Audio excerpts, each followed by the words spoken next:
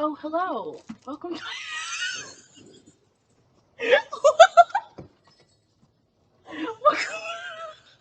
Welcome to my channel. Did you want to talk about the Starless Sea? So did I. I've restarted this 10 times. I'm just gonna let it go. I'm just gonna go. And I'm just gonna say what I think about this. I'm just gonna say what I think. This book is like a year old. It's very popular, but it has a lot of mixed reviews and a lot of mixed opinions about this novel.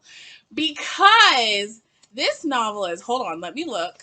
This novel is, does it have page numbers? This novel is 491 pages long. So, not a novella by any stretch of the imagination. Not a short thing, not a cute little thing. It's very long. And some people would say, and even I kind of said this when I was reviewing it on Goodreads, that it's like overwritten. It's too long. But like, I think what I'm going to name the title of this video is going to be the coziest library fantasy, or the coziest fantasy novel, because it is cozy. And like, because it is cozy. And I think, let me just say off the top, I think with this book, what Morgenstern was trying to do was she was trying to write a story where you want to live in the story. And so like the story is really long and it gives you the opportunity to live with the characters. You wake up with the characters, you sit down for several meals with the characters, you change clothes, all these things. He looks in the mirror, bleary-eyed, all these things. You spend so much time setting up the scene and like experiencing the scene with the characters. And so like for that, I said that it's overwritten, but I also felt like I kind of loved reading it. Like it gave me such cozy vibes in like this December cold, like cozy time of year. I felt like it's a really, really good book for like a wintry time of year. And it seems very dark and wintry, but like it has some storms, but it doesn't like say specifically like it's literally set in January. I just read it. It's almost like I didn't read it. But like actually I didn't read it. I listened to it. I listened to it on audiobook. Okay. Oh, my blinds are blowing in the wind and my window is open because my sister's been back at it again with the spray paint. So if you hear like rain, drops, wind, anything like that, it's because literally I have the window open. Whatever happens, happens. I'm done. And I want to review a little bit the like audiobook. And I want to give a positive review because I think this one character, because there's multiple people. I like it in an audiobook when they have multiple people reading. They have multiple people, and one of the people is this guy, and his voice is so sexy. And I just want to play it. I think his voice is kind of hot. When I was in book club, I said that his voice sounded handsome because I didn't want to say sexy because I'm so shy and demure. So this is his voice. I'm going to play it. Okay. Book 1. Sweet Sorrows. Sweet Sorrows. Sweet sorrows. Once, very long ago. Yeah, it's just the way he says sweet sorrows. Sweet sorrows. Anyway, I'm just gonna. I don't know. That's basically my whole review. What else do I want to say about it? Okay, this is one thing I want to point out. I said like the one thing I have to point out is no matter what is it, like the plot. Listen, so this is why she gets in trouble with this book, because I said I enjoyed reading it, listening to it, because it was so cozy and so enjoyable to like get into all these libraries and all those secret passageways, and they sit down to eat so many times and have all these hot beverages. And in fact, I have a beverage right here that it waits till the very end of wait to the very end of this video, and I'm going to review a beverage from the story. It's the Starbucks, what is it called? The Starbucks Grande Honey Stardust drink. And that's what this is. You're probably like, oh my gosh. Do you hear the car, right? Do you hear the car out my window? Okay. But this is why people have problems with this book, though. The problem is that we're in the middle of this fantasy adventure, and they spend a lot of time being cozy. And this is what I wrote in my little notes, because I'm like a nerd, and like I like to write down stuff about the book because I don't want to forget about it before I go to book club and like then sit there and don't have anything to say. Even though I'm like, I listened to this over the course of a week. First of all, it's so long to listen to. It's 18 hours. I listened to it. It was fine. Okay. So this plot is like this fantasy world of the Starless Sea is like falling apart because like the story needs to come to an end, and Allegra's trying to stop it from ending, and Mirabelle's trying to make it end, and Zachary's confused and doesn't know what's going on. We're confused. We don't know what's going on. Dorian barely knows what's going on. You know, like all the characters barely know what's going on. And there's all this stuff going on plot-wise. And then I'm so paranoid now. I keep hearing things. But then when we're reading the book, it's like we're supposed to be so like enthralled in all this mythology of this place and like saving it or ending it or starting it or whatever. And then they stop to do 5 things. There's always time to do these 5 things.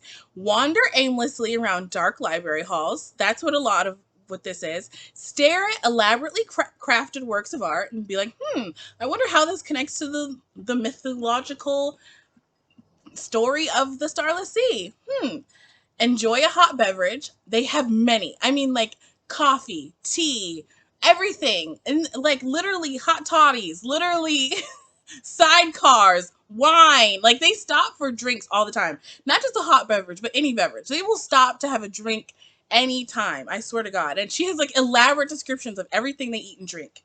They eat an elaborate meal.